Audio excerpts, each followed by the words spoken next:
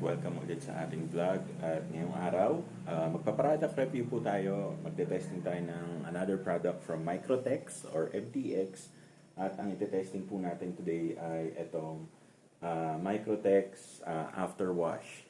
So, fast wax and dry. So, basically, sa tingin ko, itong product na to is parang yung Armor All na wash and wax.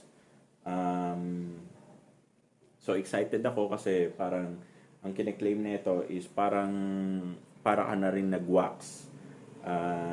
And ang maganda kasi nito is easy to apply. So basahin muna natin guys kung ano yung sinasabi niya. So after wash is the easiest way to wax your car after washing, taking up less than 5 minutes.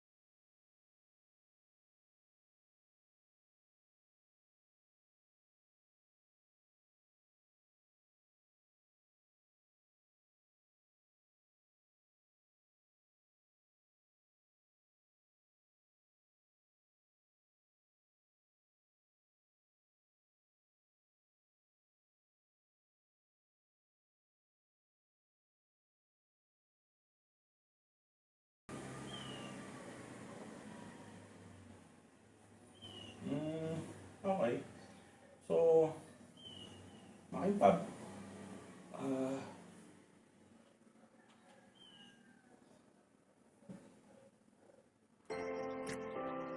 Aba. Okay. So, legit guys. Legit. Pwede. Kaya panaksan pa natin para makita nyo. Legit.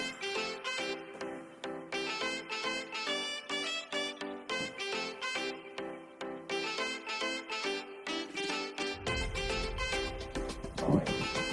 So, check that out. So, eto guys ha, pag hinawakan nyo, para talaga siyang nakawax.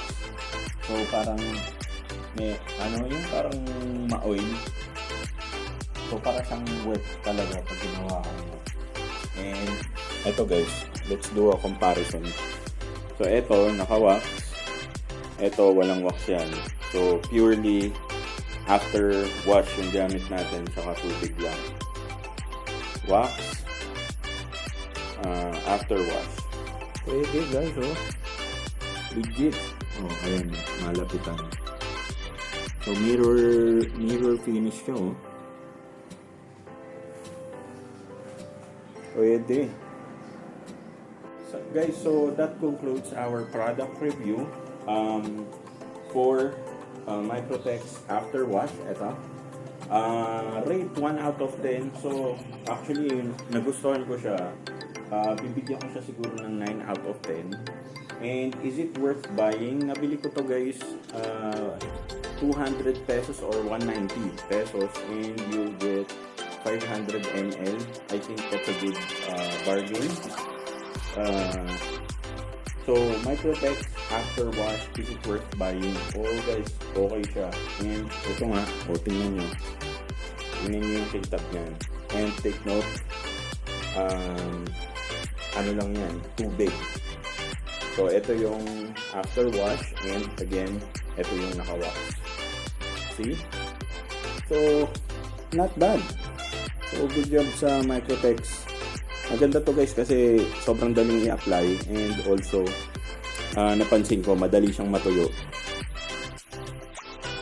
And that's it for me guys. Sana nagustuhan niyo ang ating video today. If you did, please give this video a thumbs up. At kung hindi pa po kayo nakasubscribe, click nyo na po yung subscribe button.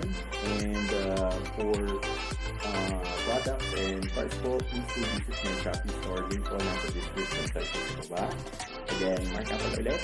Maraming salamat sa pagsama today at magkita-kita tayo sa ating susunod na video.